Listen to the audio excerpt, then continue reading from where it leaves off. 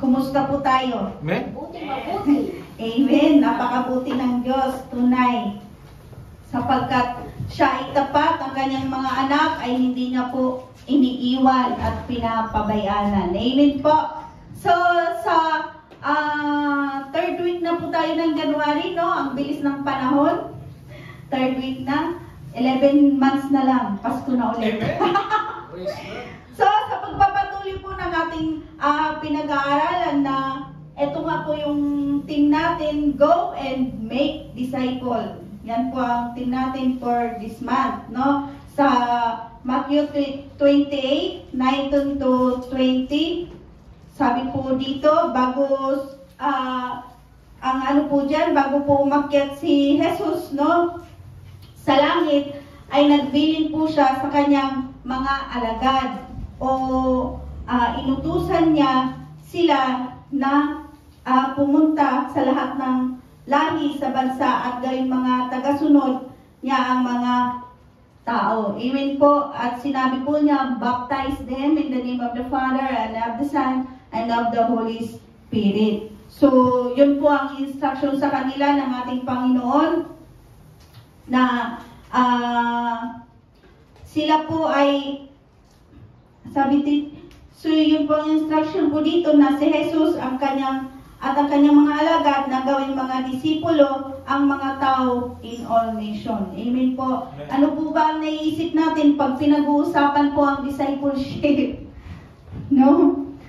So, ang ibig sabihin po ng discipleship is paglago bilang tayo po ay mga tagasunod ni Jesus. Amen po. At syempre, bilang tayo ay mga disipulo ni Jesus, ang mga tao din po ay tinutulungan natin sila na makilala ang ating Panginoong Jesus. Sumunod sa ating Panginoong Jesus sa ating pananampalataya. Amen po. Amen. Sino po dito yung yung nakapanood ng sa TV or sa mga social media, no? Yung nangyari po sa LA. Sobrang kalunos-lunos ang sinapit ng mga taga Los Angeles, no? At makikita po natin na may isa po doong sa dinami-dami ng mga tao doon at yung mga bahay, may isa po ang nakaligtas. Alam niyo po sino yun? Siya po pala ay isang Christian. Amen. No? Pinapatunayan lang po dito ng Panginoon na kapag ikaw ay anak ng Diyos or naglilingkod ka ng tapat sa ating Panginoong Jesus, tunay nga na hindi ka niya iiwan at pababayanan. Amen po. Biruin nyo, ang daming mga bahay doon. Meron, parang nasa kalagitnaan po yung bahay niya, no? Meron sa unahan na bahay, sa likod, sa gilid, magkaparas gilid. Pero yung kanyang bahay ay iningatan ng Panginoon. Amen. Sabi nga ng kanta natin kanina, that's amazing. Amen. Amen po. Sobrang nakaka-amaze po ang ating Panginoon kapag ikaw ay tunay na naglilingkod at tapat na sumusunod sa ating Panginoon. Amen po. So, ang ating pong pag-uusapan po sa oras na ito ay matatagpuan po natin sa Lucas 14, verse 25 hanggang 33.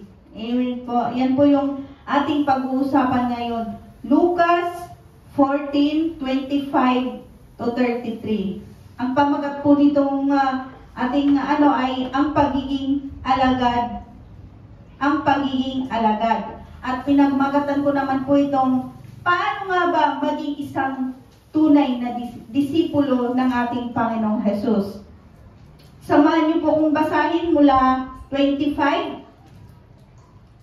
Ang sabi po dito sa 25, Lucas 14:25, sumama kay Jesus ang napakaraming tao. Humarap siya sa kanila at kanyang sinabi, hindi maaaring maging alagad ko ang sino mang umiibig sa kanyang ama at ina, asawa at mga anak, mga kapatid at maging sa sarili niyang buhay ng higit sa akin.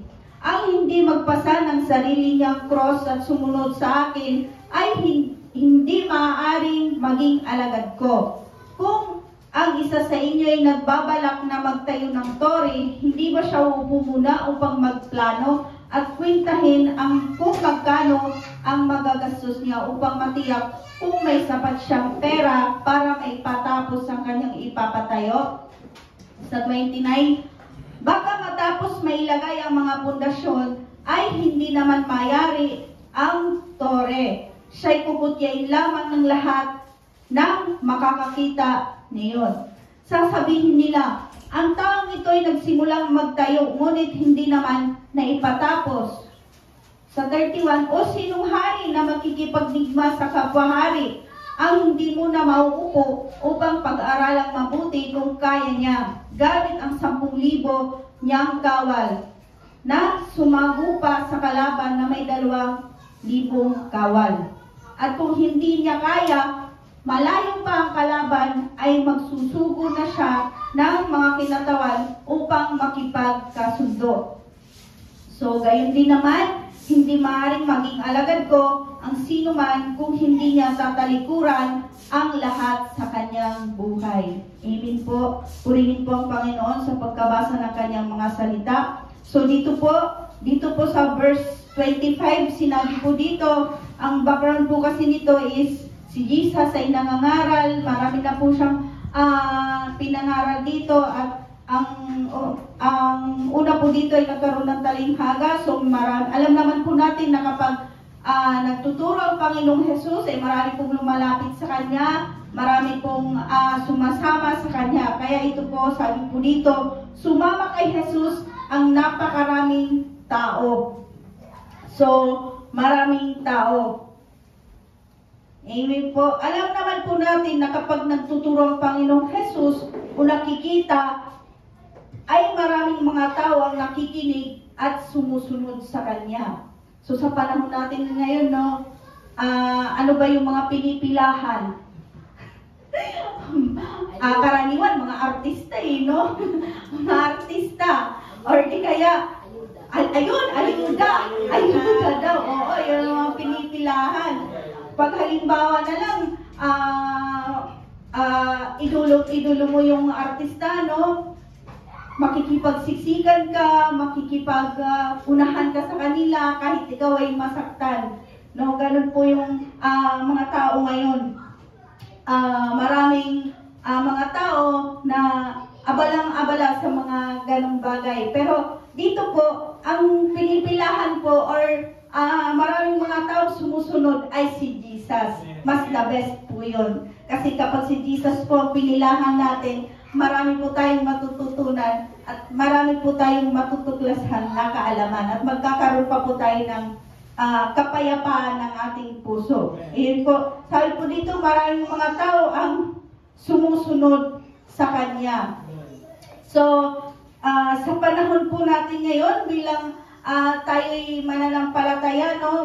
Maraming mga Christian, sabi po dito, ngayon maraming mga tao ang followers ni Jesus or top fan ni Jesus, pero not a disciple. Yun po, agree po ba kayo doon? Maraming followers, pero not a disciple. Kasi magkaiba po yung follower ni Jesus at disciple o sinasabing disipulo. Sabi po dito, ang explanation po ng follower ay to support, admire, or believe in a person. While ang disciple naman po ay someone who learn from and follow sa leader's teachings.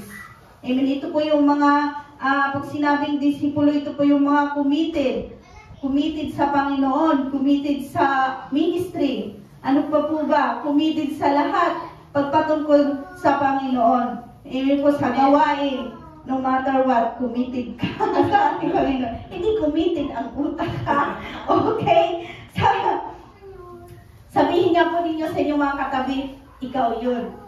Ikaw yun. Tayo yun. Committed sa ating Panginoon. Amen po.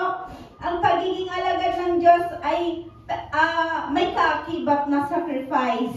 Amen? Hindi lang po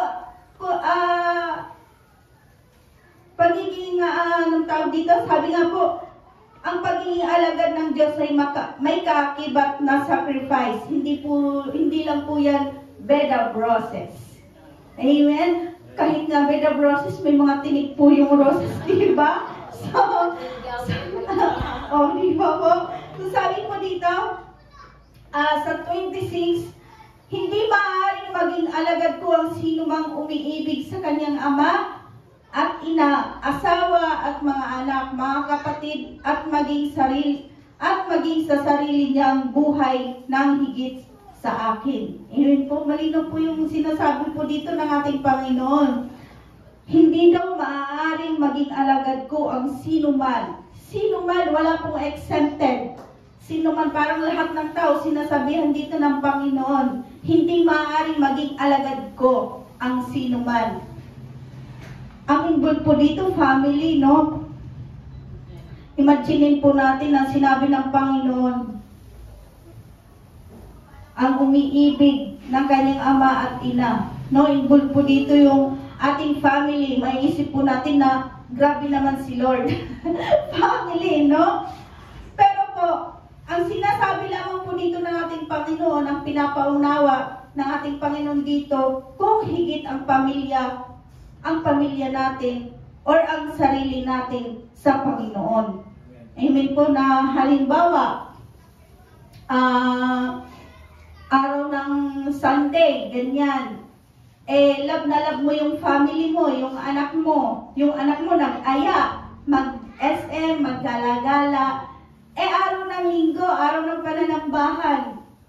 Dahil love mo ang family mo, yun ang aanuhin mo o unahin mo kaysa kay Lord. Yun po yung sinasabi dito ng Panginoon, mas higit pa ang family, hindi maaaring kanyang maging alagad. Or di kaya naman ang sarili. Amen po? So, or di kaya naman, pasintabi lamang po may trabaho, no? Kung inuuna po natin yon, yung trabaho natin kaysa kay Lord, hindi ka pwedeng, or hindi po tayo maaaring maging alagad niya. Kasi, pag ikaw ay tunay na disciple ni Jesus, sumusunod ka sa Kanya. Amen po, at hindi mo po hinahayaan ang iyong tungkulin. Amen po. Yun lamang po ang sinasabi ng Panginoon dito, na hindi po tayo maaaring maging alagad ng Panginoon kung mas higit. Kung mas higit ang family natin, mas higit ang sariling kapakanan natin, mas higit ang yung mga desire ng puso natin dito sa mundo. Hindi po tayo pwedeng maging alagad ng ating Panginoon. Wala naman pong masama na mahalin natin ng Panginoon. O ang ating mga sariling career, sino po ba din yung mga career, mga ganyan, wala naman pong masama doon. At sinasabi lang po ng Panginoon kung mas higit sila. Amen po, kasi po, alam po ng Panginoon ang puso ng bawat isa ng mga tao. Amen po. Kaya sabi nga po dito, paano nga po ba tayo maging isang tunay na disciple ng ating Panginoon? We need to put God first. Amen? In everything we do, we need to put God first. Sa verse 27 po, ang sabi po dito, ang hindi magpasa ng sarili niyang cross at sumunod sa akin ay hindi maaaring maging alagad ko. So kanina, yung sinasabi po dito ng Panginoon, ang sino mang umiibig ng higit sa ama, ina, or mga kapatid, or sa sarili niya, ay hindi maaaring maging alagad ko. Ito naman po dito, ang hindi naman magpasa ng sariling cross ay hindi maaaring maging alagad ko. No? Parang mabigat po ang pangungusap dito ng Panginoon sa sino man ang hindi magpasa sa sarili niyang cross. Ano po ba yung cross na sinasabi po dito? Kaya nga po, ang pagiging disciple ay may kaakibat po talaga na sacrifice. Kaya po itong sinasabi ng Panginoon, ang cross po na ito ay nagsisimbolo ng pagtitiis. Di po ba? Dahil ang ating Panginoon ay nagtiis sa lahat ng hirap na kanyang dinanas, nagsacrifice po siya para sa atin. Yun po ang simbolo ng cross. At dahil po dyan sa cross na yan, pinakita ng Panginoon ang wagas na pag-ibig niya para sa atin. Amen po. So itong krus na sinasabi din naman ng ating Panginoon, na sabi po dito, ang hindi magpasang sa sarili niyang cross. Ano po ba yung mga cross natin na dapat po nating pasanin? Ang cross na sinasabi ng Panginoon sa atin is, talikuran po natin ang lahat ng ating mga kasalanan. Talikuran po natin ang lahat ng ating mga desire na dito lang sa makamundong bagay, makamundong mundo. No? Talikuran po natin ang lahat ng mga bagay na naaayon lamang po dito sa lupa. Yun po yung cross na sinasabi ng Panginoon. Tayo po ay maglilingkod sa Panginoon kahit anuman po ang mangyari.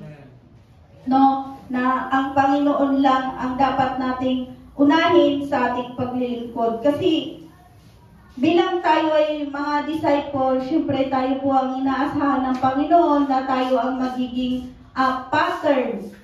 Kasi unang-una si Jesus ay ang unang pattern natin, kaya tayo sumusunod. Tapos tayo din naman pong mga disipulo ang siyang magtuturo sa lahat ng mga hindi pa po nakakakilala sa ating Panginoon. Kasi paano po tayo go and make disciple, no? Kung tayo mismo ay hindi namumuhay at naaayon sa salita ng Panginoon. Paano po tayo makakahikayat? At hindi tayo sumusunod. Paano natin tuturuan ang mga tao na sumunod sa ating Panginoong Jesus?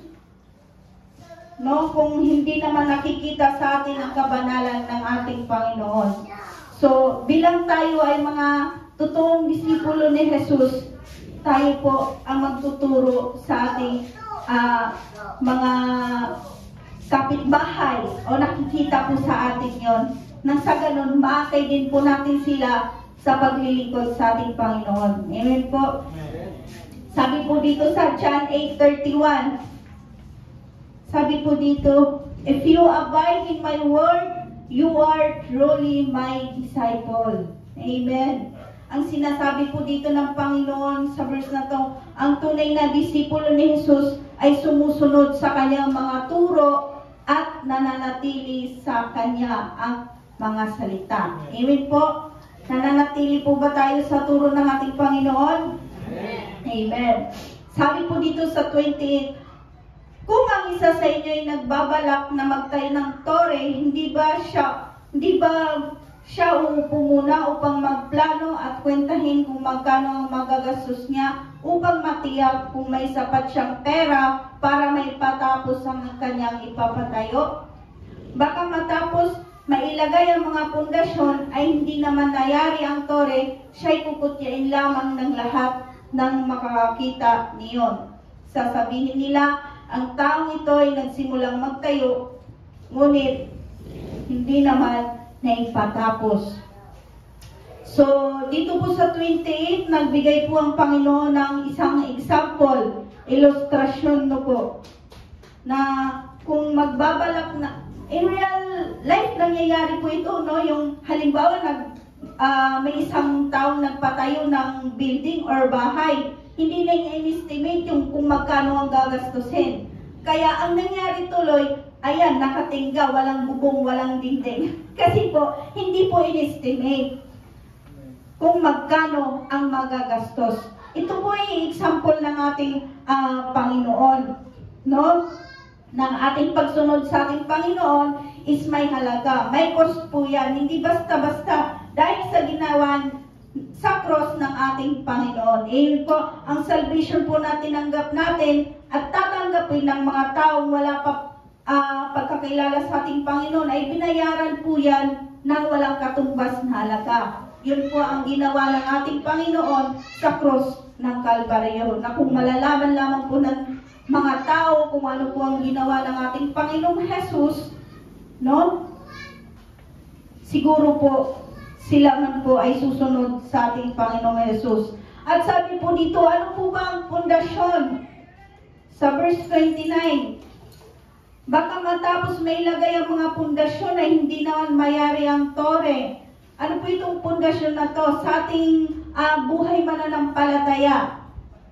Anong klaseng pundasyon po ang natanim sa atin? Amen po. Pag ang salita ng Panginoon ang naging malalim sa atin, sigurado ang pundasyon natin ay matibay. At kahit ano man ang mangyari, ano man ang dumating na mga pagsubok, ikaw ay mananatiling matatag at matibay sapagkat ang pundasyon po natin ay ang salita ng Diyos, ang Panginoong Hesus.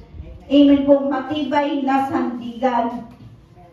Kaya po tayo dinidisciple ng Panginoon, tinuturuan sa lahat ng bagay na makalangit para tayo ay maging matatag, matibay ang pundasyon po natin bilang isang mga tunay na disipulo ng ating Panginoon na kapag dumating man ang mga pagsubok o suliranin ng buhay, ay tiyak na mapagtatagumpayan po natin ito.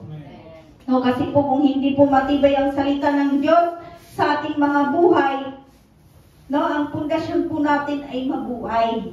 Alam niyo po yung mabuhay, no? Hindi po matibay, walang tibay. Halimbawa, kunting pagsubok lang o problema ng buhay ay bumibigay na.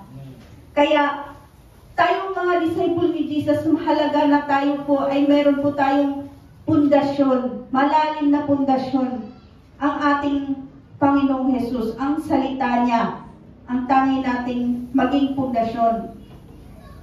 Kasi nga po, kapag bumigay ka, kapag hindi malalim ang pundasyon mo, ikaw ay mawawala sa pananampalataya sa ating Panginoon. So, sabi po dito, ano ang ibig sabihin po dito sa verse 29 na siya'y kukutyain lamang. Ito po ay ang mga dablo or mga kampo ni Satanas, no? Yung mga hindi mananampalataya na halimbawa pag ang isang Kristiyano ay nalugmok,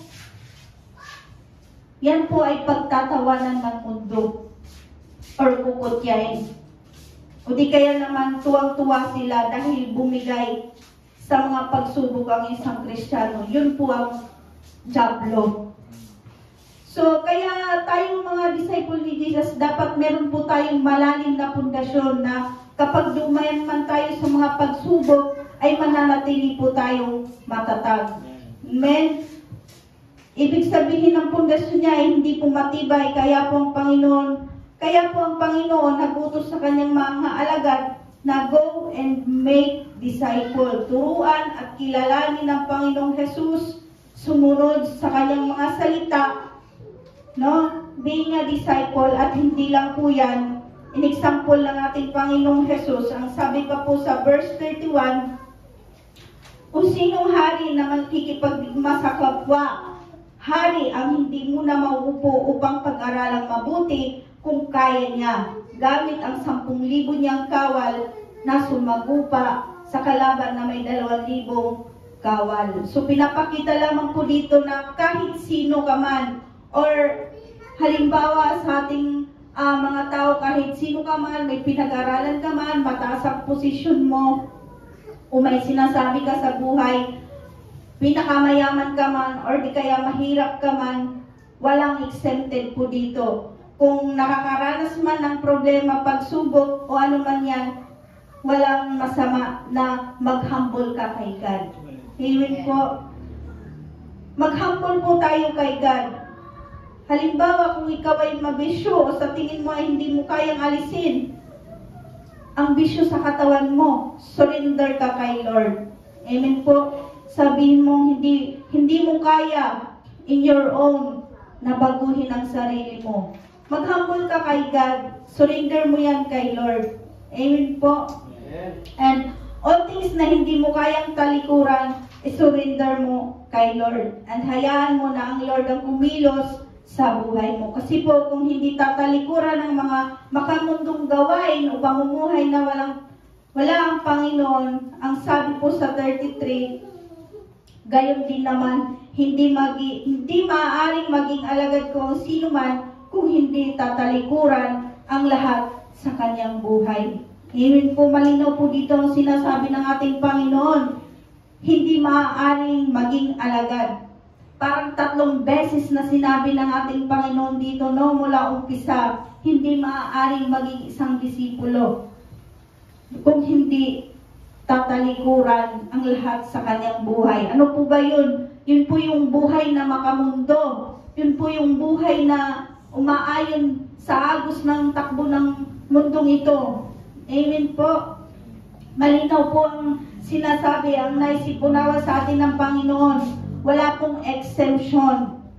Kasi po ang sabi ng Panginoon, ang sinuman. Ang sabi nga po ni Apostol Pablo sa Filipos 3:7 and 8, sabi po dito ni Apostol Pablo, ngunit dahil kay Kristo, ang mga bagay na pinapahalagahan ko noon ay itinuring kong walang kabuluhan.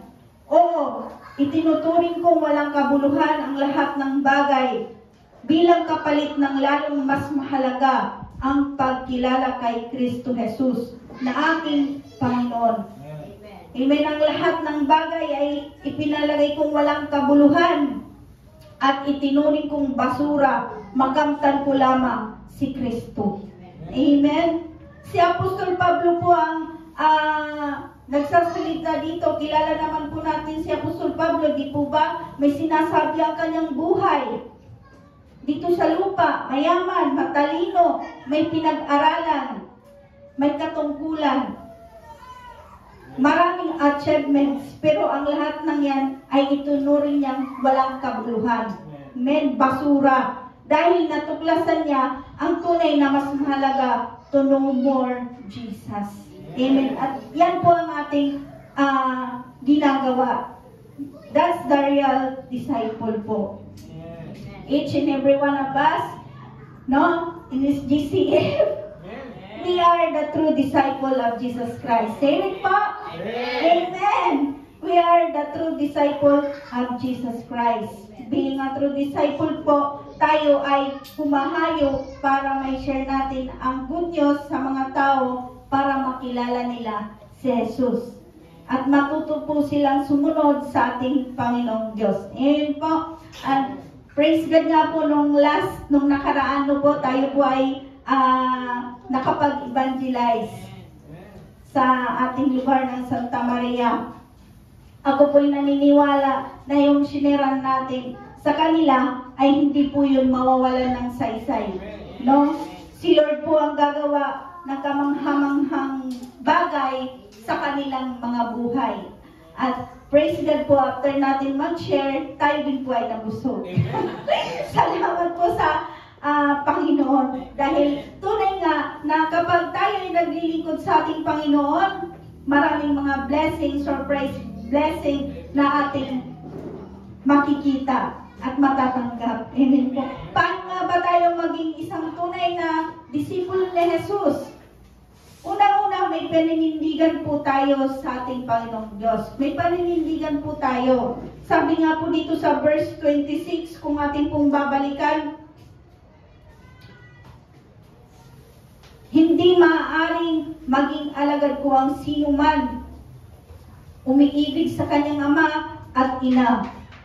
So, pinapangunawa po dito sa atin ng Panginoon na above all, put God first. No? May paninindigan po tayo. Ano man yan. Unahin si God always. Dahil kapag siya po ang ating inuna sa lahat ng ating sa lahat ng mga bagay, magiging maayos po ang lahat. Amen po. Tayo po ay may paninindigan sa ating pananampalataya na kung ano man ang mga dumating, uunahin at uunahin pa din natin ang ating Panginoon. Dahil sabi naman po ng Panginoon, kapag inuna natin siya, ang pagpapala naman ng Diyos ay ating mararanasan. At sabi pa po dito, being a true disciple of Jesus, meron po tayong matatag at matibay na pundasyon. Amen po. Dito po sa verse 29, kung babalikan po natin ito, meron po tayong matatag at matibay na pundasyon. So, sinasabi lamang po dito na kinakailangan ang salita ng Diyos ang maging pundasyon sa ating mga buhay. Maging malalim ito, maging matibay ito, na kapag dumating ang mga bagyo sa ating mga buhay, ay mananatili pa rin tayong matatag. Kasi po, ang salita ng Diyos, yan po ang ating matibay na pundasyon. Alam naman po natin, hindi po natin maiwasan yan dahil nandito pa po tayo sa mundo. Maraming mga bagyo sa buhay na ating mararanasan. No? Maraming problema, struggles, so ano pa man yan, pero problema lang yan. Pag ang salita ng Diyos ay malalim sa ating mga puso, sa ating mga buhay, tiyak na mapagtatagumpayan po natin yan. Amen po. Dahil po, ang pundasyon natin is matibay. Na dumating ang bagyo, mananatili po tayong matatag. At sabi pa po dito sa, ang pangatlo po, mayroon po tayong pusong mapagpakumbaba. Being a true disciple, mayroon po tayong pusong mapagpakumbaba sa Diyos. Amen po. Humble heart. Dahil ayaw po ni Lord ng arrogant. Mapagmataas, ma-pride. Hindi po yan ang katangian ng tunay na disipulo ng ating Panginoon. Ayaw niya ng mga mapagmataas. Hindi ganyan ang gusto ng ating Panginoon bilang isang disciple. Gusto ni Lord na lagi po tayong humble sa kanyang harapan at sa lahat ng ginagawa natin, always natin i-acknowledge ang ating Panginoong Diyos. Amen po. So yun lamang po ang tinuturo sa atin ng Panginoon ngayong umagang ito. Maging manindigan po tayo sa ating paglilingkod sa ating Panginoon Jesus, maging matatag at matibay na pundasyon ng salita ng Diyos, at magkaroon po tayo ng pusong mapagpakumbaba. Amen po. God bless po sa lahat, at inanyayahan ko na po ang lahat na tumayo.